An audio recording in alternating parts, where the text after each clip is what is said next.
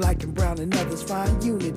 So let's talk about it. Maybe we can improve it. Digital underground, always down with the movement. So we tune in. The first things first with the queen of Black Talk Radio, Dominique DiPrima. Go sis. Go sis.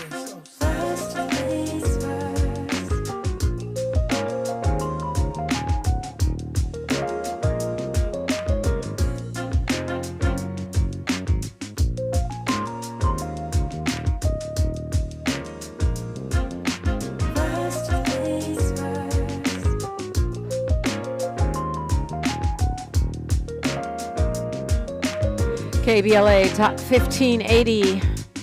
Good morning and God bless. I'm Dominique DiPrima. This show is called First Things First, and my very first thing is always giving thanks, giving praises, and asking for blessings from God. Asking for the blessings of the ancestors and the elders, and getting it started. We got a lot to talk about today, boy. I know I say that every day. Well, it's one of our slogans, but honestly, it seems like it's just getting spicier and spicier in the world of news and activism these days. Hour one, we typically look local, what's going on around here.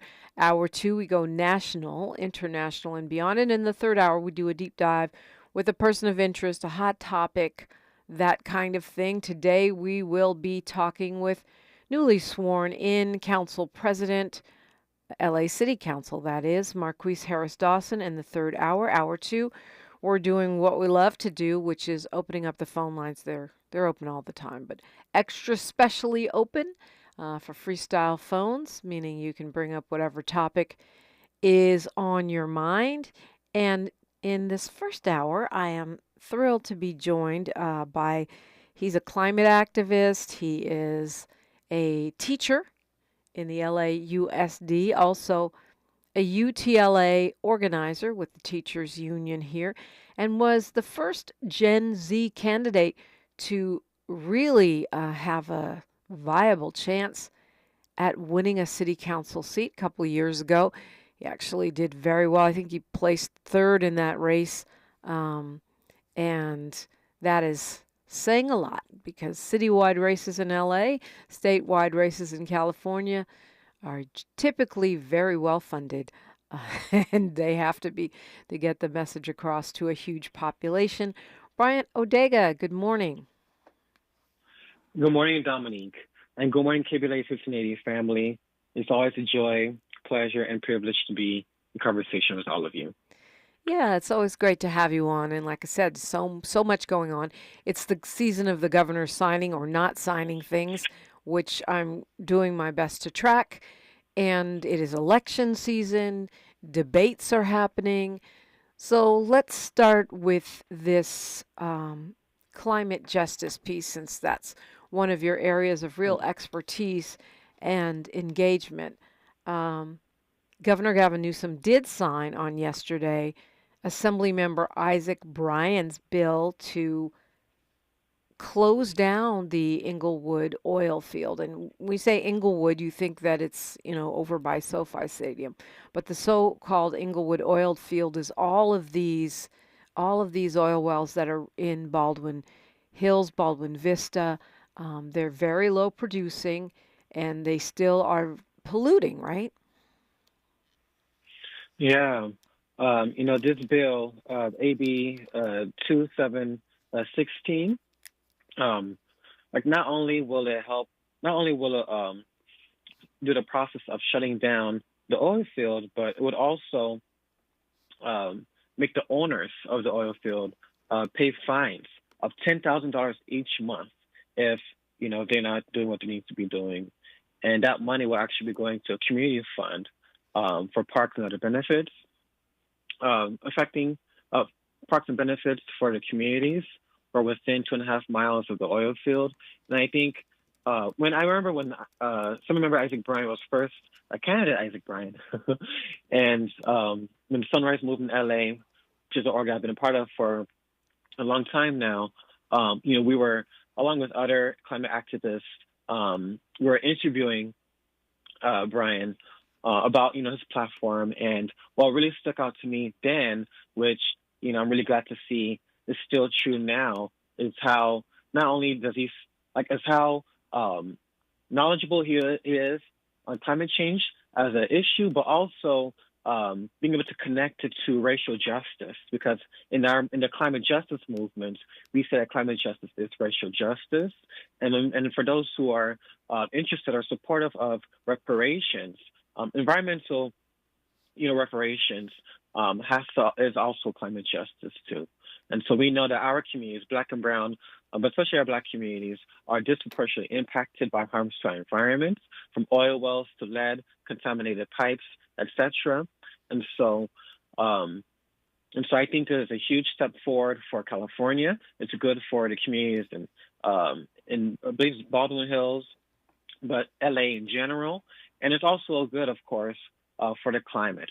We know that if we are serious about tackling the climate crisis, we have to keep fossil fuels in the ground. And this is going to be one major step in doing that. Because there's 835 unplugged wells. And see, for me, Bryant, this has been an area of contention. I don't understand how it is that we let these huge corporations, which are oil companies, come into our communities. First of all, they should be paying to even stick their well into the ground, because every other state charges a fee. You can't just go into the commons and take out the earth's treasures and not pay the state a fee for that. Every other state does that.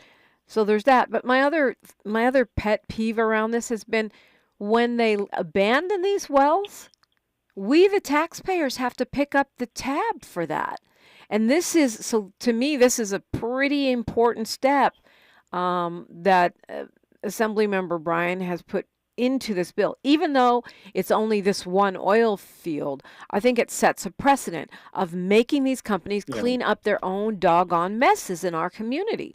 And the other thing is these low-producing wells, which are polluting, that increases asthma, it increases all kinds of health outcomes when we are constantly hearing about Black folks having these health disparities. And there's no other community, well, there's not no other, there are a couple of others, but there are very few other places where you find active oil wells right where people live and work out. And, I love to work out in Kenneth Hahn Park. It's full of oil wells. And I wonder, as I'm running and walking and hiking, am I doing myself harm while I'm trying to get fit? Yeah, and that's really unfortunate. We have a right to clean air, like the air that we breathe. We have a right to breathe air that's not going to sicken us. I know for some folks, climate change can seem very abstract because we don't see the impacts instantly, immediately, every single day. But when we're breathing this air in every day for years, there is a cumulative, negative impact on our health. And in terms of your question about why does this kind of stuff happen to our communities, a lot of it, it is racial discrimination. It is class discrimination. They wouldn't dare try. If they could, but they would not be successful in trying to open 800 plus oil wells in Beverly Hills. That ain't gonna happen, especially in today's environment. Yeah, Palos Verdes has enough problems, right? The whole community is sliding down the hill. Even though those are super posh homes, many of them with wealthy owners, I think, wow, what a nightmare. Many of them don't even have power. They don't have gas. It's a whole thing. But, as far as this Inglewood Oil Field, do you know, because I don't, whether this community fund, in other words, as if they don't do what they're meant to do in terms of shutting down or capping these wells, they have to pay $10,000. I think is it a day or a week or a month? $10,000 a month. Okay. Each month. And that going to a community fund, how common is that? Because that seems pretty innovative. Yeah, I don't think it's very common, actually, and that's why I think again, kudos to Assemblymember Isaac Bryan and all of the climate justice partners that have worked with him on this. I know that, in advocacy calls organized by the Center for Biological Diversity Fund and, Biological Diversity and California Viral Voters with our sister Fatima Balzubair. We were speaking to our state legislators to support, I believe it's this legislation and others, where we hold the fossil fuel companies accountable, because if we give them the space to, to leave or shut down before cleaning these oil wells, like they will, because their priority is for profit. And that's the kind of, practice that would even incentivize the notion of putting oil wells next to people's homes. And so we cannot allow them to get away with the harms they've committed to our communities. And we most definitely cannot allow taxpayers to foot the bill for an issue that we did not create, for oil wells that we did not open, nor do we want. Who wants to have an oil well in their parks, right? Yeah. And so I think it's one of the first of its kind in the nation. And I hope as, this continues to go forward, that we see more bills like these, not for the Inglewood Oil Field, but also across the entire county, across California, because there's so many more oil wells that we have to close and shut Right. down. And this is happening against the backdrop of the governor having called a special legislative session to talk about gas price hikes. Meanwhile, the oil companies are crying and saying, well, this bill is going to raise prices. But, we know they're price gouging, and we know that is always the reason and excuse why they can't clean up their act, why they refuse to have community accountability, because it costs too much. Apparently, the bill also gives local communities more say-so over restricting oil and gas wells in their communities. So to me, this is a big plus and certainly in alignment with what we're seeking and advocating here at KBLA, which is climate justice. We got a lot to talk about. Bryant Odega is on the phone with me, and you are welcome to join. 800-920-1580, that's the number. You're listening to Unapologetically Progressive, KBLA Talk 1580. She's reclaiming her time on KBLA Talk 1580. More First Things First with Dominique DiPrima when we come forward. To help combat climate change, LADWP is helping neighborhoods have better access to electric vehicles by awarding nearly $130 million in EV rebates to customers just like you. From big savings on used EVs to building new charging plazas, LADWP is charging ahead to help all Angelenos experience the benefits of EVs. Get rebates of up to $4,000 for a used EV and $1,750 for a charger. Learn more at ladwp.com/EV. That's ladwp.com/EV. Tabitha Smiley's new book, The Covenant with Black America, 20 years later, is now on sale everywhere. This classic text shot to #1 on the New York Times bestsellers list almost 2 decades ago. If you have the original book, you will surely want to get this 20th anniversary edition with powerful new contributions from today's leading voices. This 20th anniversary edition presents a compelling blend of historical insights and contemporary urgency in this critical and unprecedented election year. Get your copy of The Covenant with Black America 20 years later today. Hey, what are you doing up on the step stool? About to clean these light fixtures. The whole family's coming over, and if there's even a speck of dust in the house, my abuela will find it. Here, I got a Swiffer duster to help with that. A Swiffer what? A Swiffer duster. It has this cool extendable handle that reaches 6 feet to get high and low, with fluffy dusters that easily trap and lock dust. So, no more step stool? No more step stool. Easily trap and lock dust from hard-to-reach places with the Swiffer duster. Love it or your money back. On your period, sudden gushes happen without warning. But now, you can say goodbye to stand-up gush fears, thanks to Always Ultra Thins with rapid dry technology. It absorbs gushes 2 times faster than the leading store brand and gives you up to 100% leak-free protection. Hello, clean and comfortable with Always Fear No Gush. We've got a lot to talk about. Hey there, it's Karen. And I'm Ernest. We're the co-hosts of Food for Thought with Karen and Ernest here on KBLA Talk 1580. Make sure you check us out Saturdays at 8 p.m. And our rebroadcast happens on Sundays at 7 p.m. We'll be talking about the art of dining. We'll be giving food tips, talking to sommeliers, chefs, concierges, all the food influencers, everything food, everything dining. And sometimes with some of our friends just hanging out and talking food. And when you listen to our show, we have a segment called Hot hot dishes. Sometimes unpopular opinions, but we said what we said and we meant what we meant. Also, we do food reviews with who's hot and who's not. Yeah, you make sure you guys check out Food for Thought with Karen and Ernest here on KBLA. We've got a lot to talk about. Unapologetically progressive. KBLA Talk 1580. We've got your black. Girl, I have a secret. When I get stressed out, I get sweaty. That's why I use Secret Clinical Antiperspirant. It's like my own secret weapon. For 72 hours, I get Secret's strongest protection against sweat caused by stress, heat, and activity, because you know how crazy life can get. Plus, it's made with advanced odor fighters that don't just cover up smelliness. They help prevent it from happening in the first place. Believe me, if I weren't wearing Secret, I'd be a hot, smelly mess. Thankfully, Secret works.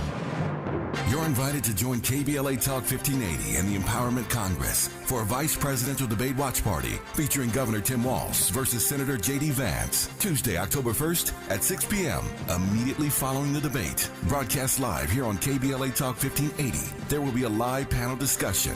Refreshments will be served and seating is limited. So RSVP right away at KBLA1580.com. That's KBLA1580.com. At KBLA Talk 1580. We've got your black.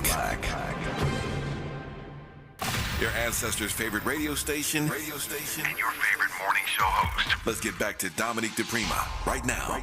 Let's get back to Dominique DiPrima and Bryant Odega. A lot of stuff to cover in a short period of time, but I just want to make sure that we get to this because it's been a big deal in terms of our conversation on First Things First and in terms of our Black California futures. Governor Gavin Newsom vetoed SB 1050 on yesterday. That is Senator Steven Bradford's bill that would have made it easier for Black families to get back their land, a la Bruce's Beach, if it had been taken through racially motivated seizures. And it would have made it much easier for us to do so. This was the remaining Bradford bill after the California Legislative Black Caucus took it upon themselves to betray Black Californians and fail to bring up two other bills for a vote. For reasons that we've gone into ad nauseum, and if you missed them, I encourage you to go wherever you get your podcasts and just look it up. Or go on our app, our podcasts are there. So what Newsom is saying is that the reason he vetoed this bill was because, well, maybe I should read what he said. He says I'll see if I can find it. It tasks a state agent, a non-existent agency, with carrying this out, and therefore he couldn't support it. Well, the only reason that agency is non-existent is because, here it is. This bill tasks a non-existent state agency to carry out its various provisions and requirements, making it impossible to implement. Terrible argument, since the CLBC has promised to bring back the two bills that they tanked. So that agency will be upon us any minute, Governor, unless you're planning to veto that too. The agency, the Freedmen's Bureau for the state of California, along with the funding mechanism, are two things that were contained in other bills by State Senator Steven Bradford, which, again, the California Legislative Black Caucus, for reasons that they don't seem to all agree on even within themselves, chose not to bring to the floor of the Assembly for a full vote, even though they had previously supported those bills, and one of them was actually part of their legislative priorities for reparations. So now this allows the governor to reject the third Bradford bill, 1050, on the basis that there is no agency after the agency was killed. And I think really this highlights even more why we're angry about the Freedmen's Bureau being killed, because now, easy out for the governor, there is no bureau, so I'll kill this bill. Despite, as I said, the fact that Black California legislators have promised to bring these bills back. So your thoughts, Bryant? Oh, yeah. I want to start first, however, by uplifting the name of Marcellus Williams, who was killed by the state of Missouri despite not having evidence, to justify his execution, despite opposition from the prosecutor, the jury, and even the victim's family. And, and I think also, when we're having this conversation, also thinking about the rhetoric right now about our Black immigrants, particularly Haitians. And, I say all this because today, we're still dealing with the ramifications of white supremacy, of slavery. The folks who were impacted, when we're talking about this bill, were impacted by state government seizures of Black properties as a result of the racist backlash from white supremacists in the community. I think of Bruce's speech, for example, in what some folks call Manhattan Beach. This, like the folks are still, many folks, right, their families of all these people are still here today. We're still dealing, and we're going to be dealing with the ramifications of all of this. As we know, land appreciates. And so who knows, what Black wealth could have looked like if governments were not seizing properties. And so I think it's really unfortunate that the governor vetoed this bill. In this state, we still have to, we're still working to ban slavery in California. Yeah, Prop 6. So, right. Yes on 6. Vote yes on Prop 6. Yeah.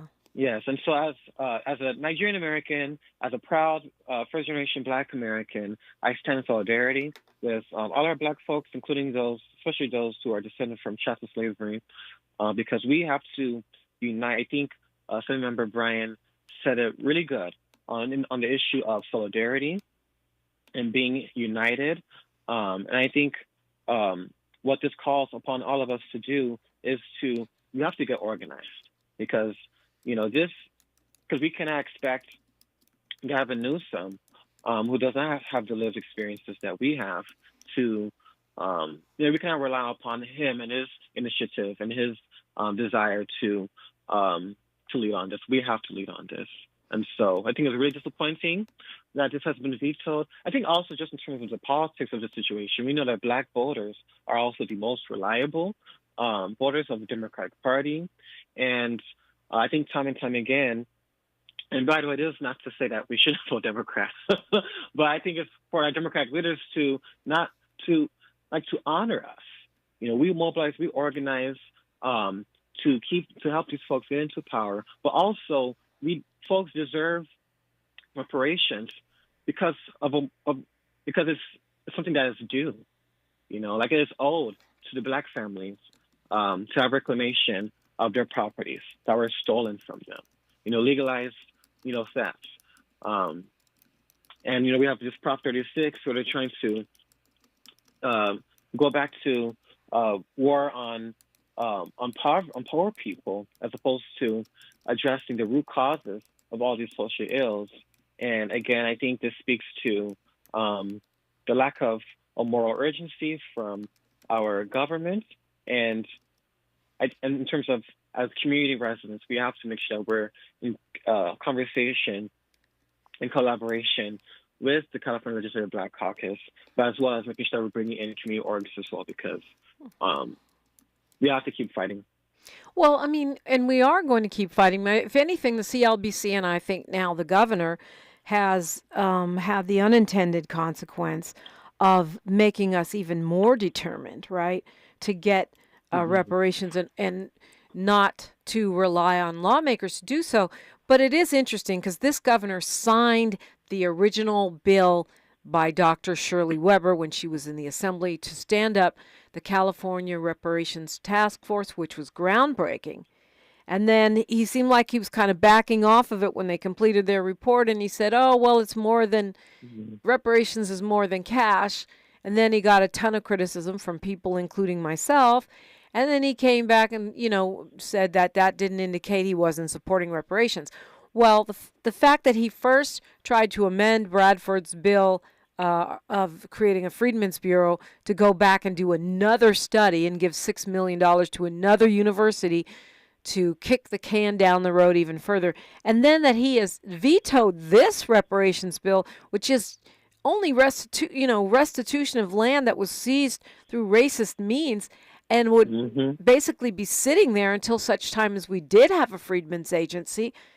It shows you that he not only would he have probably vetoed both of those other bills, but that he is not truly in support of reparations and just is only willing to do the bare minimum in ensuring his future goals of his future ambitions politically. We only have 40 seconds here before news, traffic, and sports, but I'll give them to you, Bryant.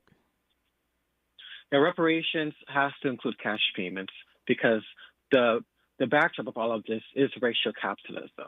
For racist reasons that Black folks were excluded from the expansion of wealth in this country. And so we have to readdress that by talking money, but also other policies as well.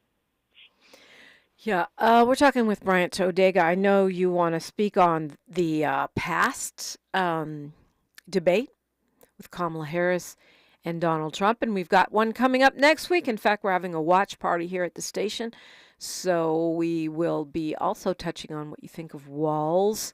J.D. Vance, speaking of vituperative anti-immigrant rhetoric.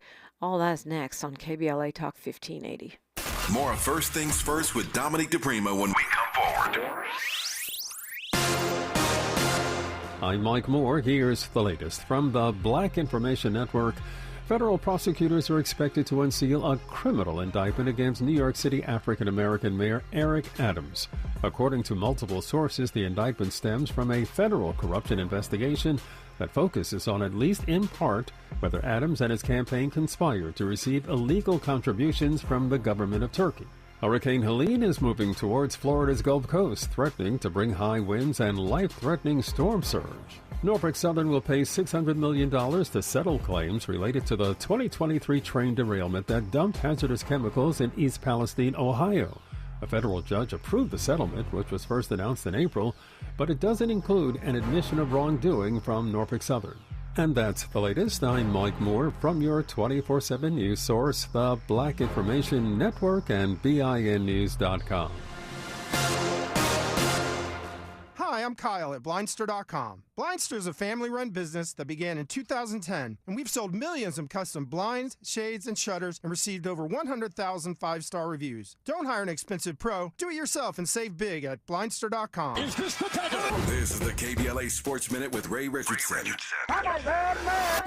The Dodgers bounced back against the San Diego Padres. They held on for a 4-3 win, 2 RBIs for Shohei Ohtani. The Dodgers can clinch their 4th straight NL West Division title tonight with a win over the Padres. Week 4 of the NFL regular season kicks off tonight with the Dallas Cowboys at the New York Giants. The NFL's 6 black head coaches are a combined 10-8. That's good for a 55% winning percentage. Pittsburgh's Mike Tomlin is the only one of the black head coaches still undefeated. The Steelers are 3-0. Houston's DeMeco Ryan and Tampa Bay's Todd Bowles are 2-1. New England's Gerard Mayo, Atlanta's Raheem Morris, and Antonio Pierce of the Las Vegas Raiders are all 1-2. With Hurricane Helene bearing down on northern Florida, Florida A&M's home game Saturday against Alabama A&M was rescheduled for Friday, November 29th. The Florida A&M campus is in Tallahassee. No debates, no speculation, just the info you need. That's your KBLA Sports Minute. I'm Ray Richardson on KBLA Talk 1580. Always night pads are designed for a perfect night's sleep, so you can do your bear-hugging a pillow thing, your free-falling starfish thing, your burritoed in a blanket with the AC blasting thing. While Always night pads with Rapid Dry do their we've got your back with fast absorbency and up to 10 hours of protection thing. So while your period's doing its own thing, Always lets you do your sleep thing. Shop for Always in-store or online, wherever you get your pads. Dr. Renee here. Did you know this time of year is considered peak asthma season because we typically see a spike in asthma-related hospitalizations? If you have asthma and are having difficulty breathing despite medication, it's time to check in with your doctor so you can help avoid landing yourself in the hospital this season. To learn more about managing your asthma, visit www.luma-edu.com. That's LUMA-edu.com. This message is brought to you by Amgen and AstraZeneca. Hey, LA residents, it's planting season and the perfect time to get shade trees growing around your home. LADWP and City Plants are giving every resident up to 7 free trees. That's right, 7 free trees delivered right to your door. Trees are great for the environment, help improve air quality, and can help you save on your bill when you use less air conditioning to stay cool indoors. Learn more at ladwp.com/free trees. That's ladwp.com/free trees. My friends swim no matter the season, but my moderate to severe plaque psoriasis can sometimes take me out of the moment. Now, thanks to Skyrizi and clear skin, count me in. With Skyrizi, Risankizumab Riza, a prescription-only 150 milligram injection for adults who are candidates for systemic or phototherapy. 3 out of 4 people achieve 90% clear skin at 4 months. Don't use if allergic to Skyrizi. Serious allergic reactions and an increased risk of infections or a lower ability to fight them may occur. Before treatment, your doctor should check for infection and tuberculosis. Tell your doctor if you have an infection or symptoms such as fever, sweats, chills, muscle aches, or cough, or if you plan to or recently received a vaccine. Thanks to Skyrizi, there's nothing on my skin, and that means everything. Ask your doctor today about Skyrizi, the #1 dermatologist prescribed biologic in psoriasis, and visit skyrizi.com or call 1-866-SKYRIZI to learn more. KBLA Talk 1580. We've got a lot to talk about. KBLA Talk 1580 believes in community empowerment. LA's 99 neighborhood councils form the grassroots level of the Los Angeles city government. The system was created to connect LA's diverse communities to City Hall. While neighborhood council board members are volunteers, they are also public officials elected to office by the members of their community. Neighborhood councils advocate on issues like homelessness, housing, land use, emergency preparedness, public safety, parks, transportation, and sustainability. They also provide local expertise on the delivery of city services to their various communities. Neighborhood councils are open to participation by anyone who is a part of the fabric of daily life in said community. This includes those who live, work, or own property or a business. If you are interested in stepping up to join your local neighborhood council, visit www.empowerla.org. That's empowerla.org. It's time to think globally, but act locally. This is a community call to action from KBLA Talk 1580. Thanks for waking up with Dominique DiPrima on KBLA Talk 1580. I do appreciate you. Climate justice activist, UTLA organizer, and teacher, classroom teacher Bryant Odega is with us right now. Bryant, the Black Student Achievement program that was really won by LA Students Deserve and Black Lives Matter Youth Vanguard is a huge deal. Was a huge deal, has been a huge deal in creating supports for Black students, and now they are all lives mattering it. When I say they, I'm talking about the school district. Explain what's going on. Yeah, it's unfortunate what's happening. So BSAP, which is the Black Student Achievement Plan, as you mentioned, Dominique, was created, led by Students Deserve, which is a youth-led organization, but also in partnership with Black Lives Matter Los Angeles and many other orgs, including the United Teachers Los Angeles, which is the teachers union representing teachers in the second largest school district here in LAUSD. We organized together to form the Police-Free LAUSD Coalition, which was to context, right, we have 2020, the uprising in response to the police killings of George Floyd and Breonna Taylor, which sparked a racial reckoning. People, as Black folks, we have always been aware, and Students Deserve has always been organizing for racial justice within the school system before 2020, but this further uplifted and created more room for us to force LAUSD, if we really care about our Black students, really believe that Black Lives Matter, then we have to put, money where our mouth is. And so BSAP was a product of that, which In the beginning, we were able to get $25 million annually to be reallocated from school policing into positive resources and student services for our Black students. And then why are we doing this? So the status quo before BSAP was a history, and even now an ongoing, but especially then a history of anti-Black, punitive, disproportionate policies and practices that overall criminalized and dehumanized our Black students, to the point where in 2011, the Office of Civil Rights in the Education Department during Obama's administration, they were like, LAUSD, y'all are targeting your Black students so much to the point where you're depriving them the right to an education. Yeah. Okay. And so BSAP, it is we're talking about reparations. It is a reparative program intended to redress those harms.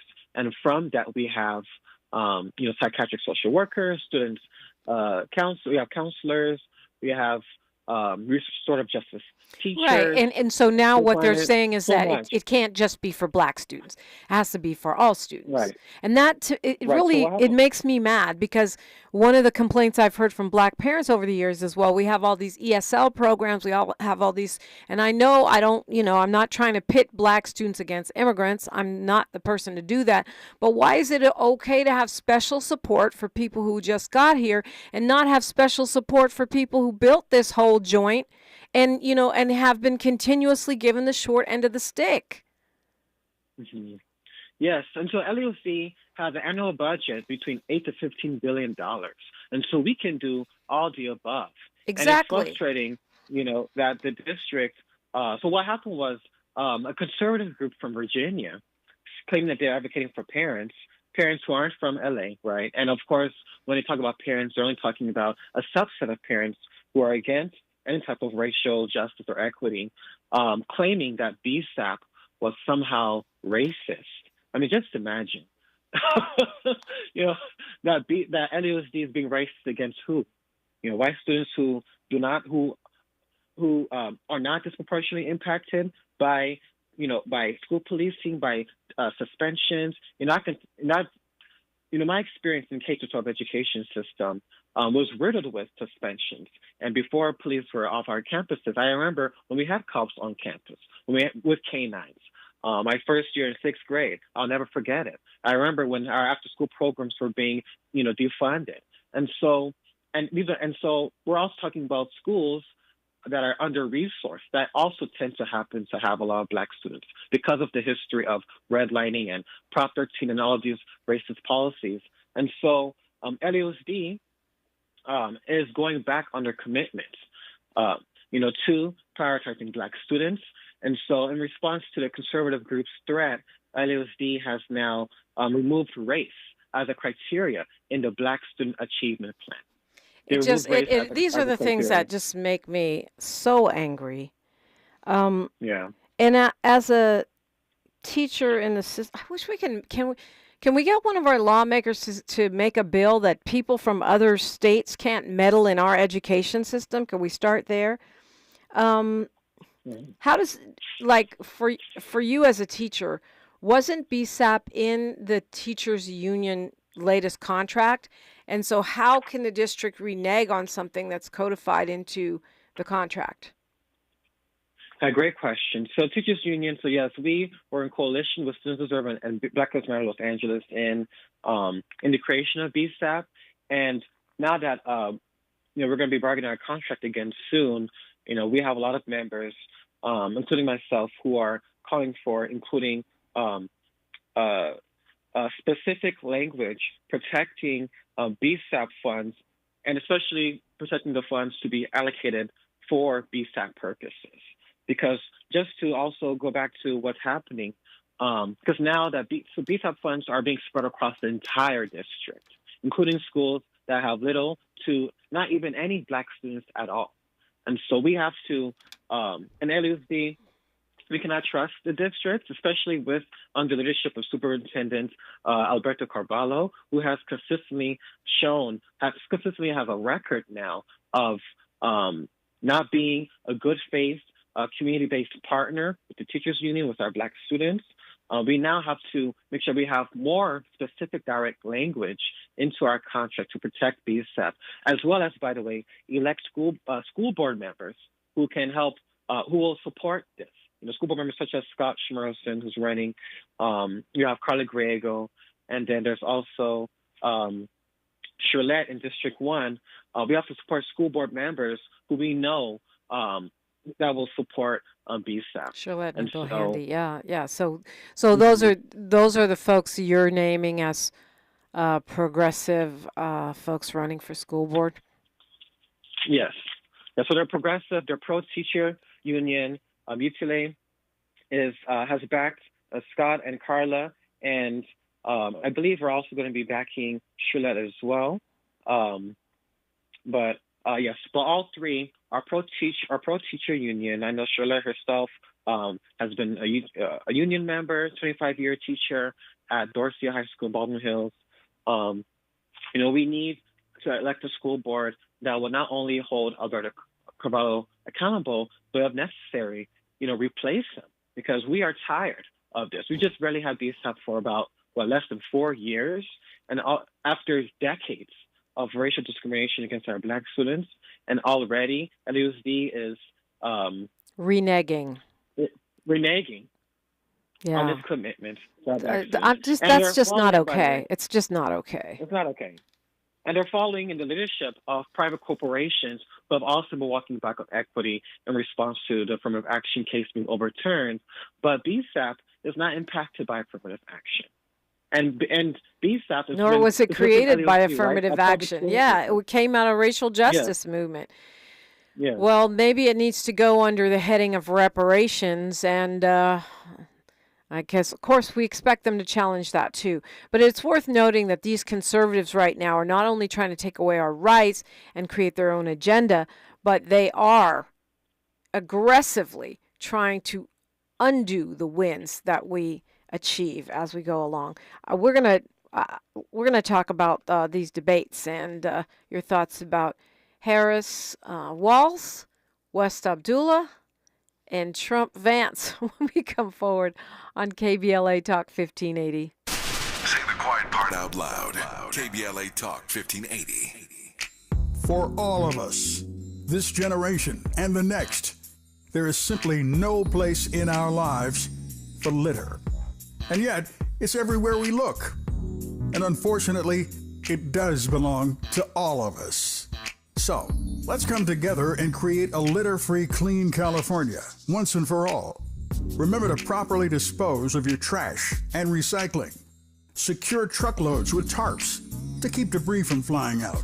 Clean out your car when you're at a gas station. Take pride in your community by organizing a cleanup event. Or join a cleanup event near you. Zero litter is the goal. Join us at cleanca.com. That's cleanca.com. Let's do it together.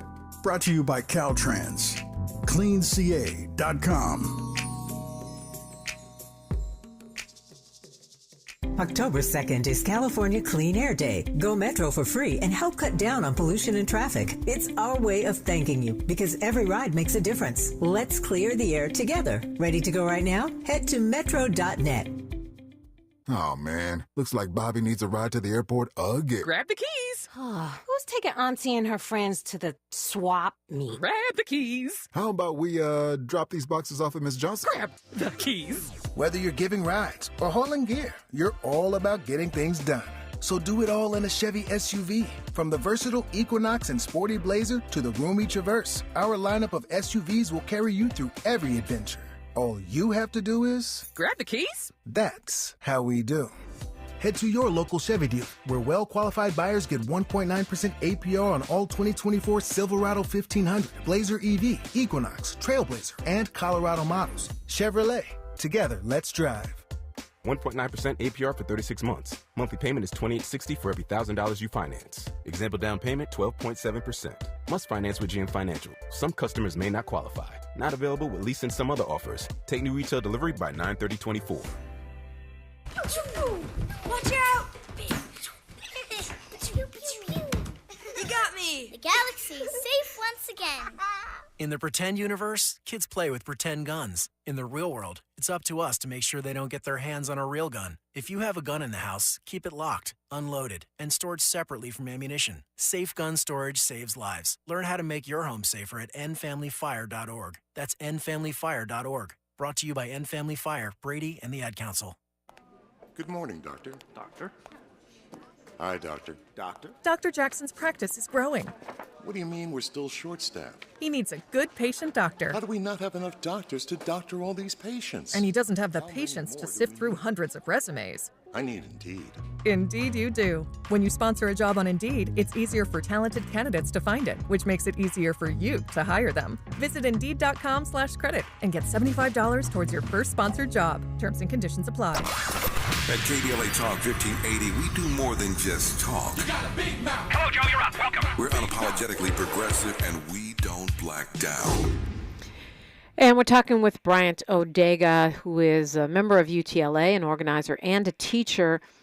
And you were on after the last debate, but we didn't have time to get to it.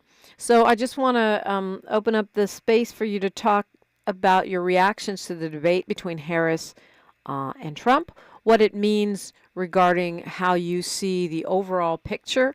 I know that you're a progressive, and not sure if you're supporting Harris in Walls, as I am, or if you're supporting our friends Dr. West and Dr. Abdullah. I'm pretty sure you're not supporting Trump fans. No, definitely not supporting the white supremacist in chief and his two-sided presidential pick, J.D. Vance.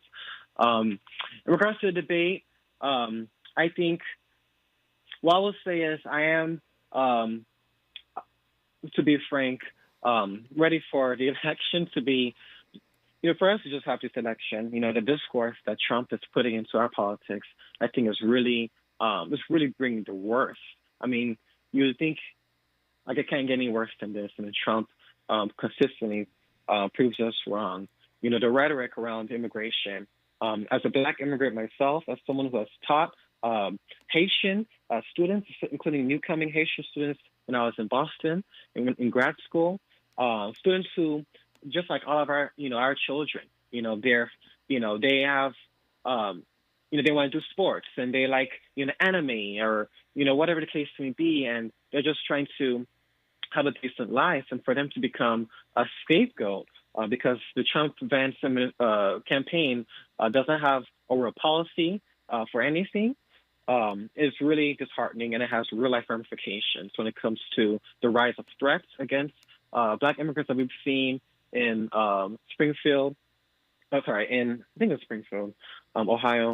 but also across the board. And so I'm glad that the Vice President Harris, pushed back against that, and really elevating the issue of the fact that, we are tired of this, same old white supremacist playbook. On the issue on the environment, which I think only got 5 minutes on the debate stage, which is really unfortunate given the fact that this is the existential threat to the planet. I do find some concern. Well, I find a lot of concern of Harris and the pro-fracking messaging that she was advancing. Understand that, there may be political calculus that in Pennsylvania it may be most fruitful to be pro-fracking, but when you look at the polls in Pennsylvania, majority of voters actually support a ban on fracking. And so I think we need to not concede ground to conservative talking points, especially those being supported by big oil, and we have to stay strong to the Democratic Party platform, which is big on climate. We have to support the Green New Deal, which is a jobs program, which is an economic justice program, and the way we frame these conversations really matters. I'll say in terms of who I'm supporting, overall, I'll say that I definitely respect the work of Dr. Cornel West and Dr. Melina Abdullah.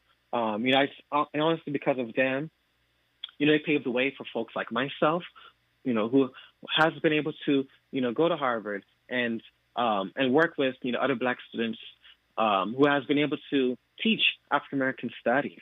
I take deep inspiration from Dr. West and Dr. Abdullah, who teach, Black studies, and as a progressive and organizer, as well, I think we also really have to come to terms with the reality, right, with the conditions of the situation. We have a two-party system. Third parties have not been able to build enough infrastructure to be a viable counter. And if we're talking about in swing states, right, where each vote matters so much, I think it's important for my friends who live in places like Georgia and Pennsylvania and Minnesota and all these other battleground states to vote for the Harris-Walz team. Because at the end of the day, I think when you look at the French and how they organize, both the left and the moderate centrists, I wouldn't call them centrists, but the left and the moderates coming together to block the far-right expansion in France, I think we have to take that same approach here in the U.S. We cannot underestimate the threat that Trump and his Project 2025 has, that they want to bring to this country, especially when it comes to education. We want to defund the Department of Education. We're talking about BSAP now. What happens when Trump is saying, actually, I want y'all to bring back the police back onto campuses? And if you don't, there's going to be threats of withholding, federal funds. I mean, I don't want to get too much into the fear, but when you study the history of white supremacy in this country, I mean, we're only a few steps away, from going pre-1960. We're already getting there now, but with Donald Trump, it's going to be hiding. And so, but also to say that with Harris and Walz, Harris is calling for a ban. I think it's the first ever ban on price gouging in the country's history, which I think will be huge move, because we've seen the consequences, right, of these corporations, price gouging, impacting especially working class and poor folks in this country. And but that does not also mean, right, that we just vote and we, go back home, right, and we just chill like we did under the Obama administration. We have to also continue to organize and push, because this pro-fracking message is not a pro-climate justice message. And also this immigration plan that she was talking about on the debate stage, where she was talking about how it was bipartisan, and they're going to put all these border patrols and all these folks on the border. I think this type of rhetoric does not do justice to majority of the immigrants, who aren't, we have to stop feeding into the framing of conservative politics. When we are bold as Democrats, we win. And so Tim Walz, and I like him. He's a teacher, union member as a teacher as well, a coach. And I think he also represents a type of masculinity. When we talk about his fatherhood and his reaction of his son at the DNC versus the hyper toxic masculinity that Trump, fake masculinity that Trump and Vance are pushing. Yeah. That weird masculinity they're pushing, if you really get into what these folks talk about, it's so bizarre. We have to, reject all of that stuff. It's toxic, it's nasty, and it's also, representative overall of an agenda that is really serious. And it's going to be really harmful for our country. And so that's really where I'm at. Yeah, I don't know, this bomb that got tossed into a courthouse, a Santa Barbara County courthouse, and injuring a bunch of folks. I don't know if that has anything specifically to do with Trump, but it seems like the cycle of political violence and just chaos is really spreading. And I think that's another reason why we have to defeat these folks. This is, this was yesterday. And the suspect's supposed to come to court today. But I just, these kinds of stories seem to be so much more common now than they were. A judge getting shot, getting shot by a deputy, a bomb in a courthouse. Now, I'm not trying to do the law and order. All is scary, but I'm just saying political violence specifically seems to have escalated under the Trump era. And I hope we can put that genie back in the bottle. Bryant Odega, we've got a minute here before we lose you at the top of the hour. How would you like to spend it? Yeah, so I like to spend it by saying that, for those who care about pro-democracy, that includes protecting all Americans, from workers, renters, housing, folks, all people. We have to get organized. We have to mobilize. And so this Saturday, there will be a tenant worker solidarity march at Pershing Square at 9 a.m., which is going to be hosted by UTLA along with other labor partners in, raising awareness on tenants' rights and tenants' justice. And I'll just say, well, if I have some time, that folks, I can't remember if folks have received their ballots yet, but, to support folks like Sade, who's running an 8057. I'm not sure if KBLA 1580 is in her district, but Sade El-Hawari, yeah. To support her, to vote no on Prop 36, we have to reject the rise, this recent surge in coming down against poor folks, and that rather than addressing the root issues of crime, which is poverty. And we have a teacher named Wade Kyle who's running Alameda City Council. He's a black male teacher, longtime UTLA union leader, and if elected, he'll be the first person of color. Okay, we got to leave it there because we're up against the news, traffic, and sports, Bryant. But that's a to be continued. Hopefully you'll come back and we'll learn more about that campaign. Absolutely. Thank you, Dominique. Thank you, KBLA 1580. Thank you. Perfect time to call me. KBLA Talk 1580. KBLA 1580 Santa Monica. I'm Mike Moore. Here's the latest from the Black Information Network. Federal prosecutors are expected to unseal a criminal indictment against New York City African-American Mayor Eric Adams. According to multiple sources, the indictment stems from a federal corruption investigation that focuses on, at least in part, whether Adams sentenced in April, but it doesn't include an admission of wrongdoing from Norfolk Southern. And that's the latest.